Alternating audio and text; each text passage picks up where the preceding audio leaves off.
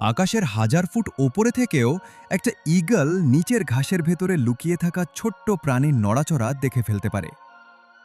ঈগলের চোখ এতটাই শক্তিশালী যে মানুষ যেখানে দূরে শুধু একটা ঝাপসা দাগ দেখে, ঈগল সেখানে পরিষ্কারভাবে শিকার চিনে ফেলে। কারণ তাদের দৃষ্টিশক্তি মানুষের তুলনায় কয়েক গুণ বেশি তীক্ষ্ণ।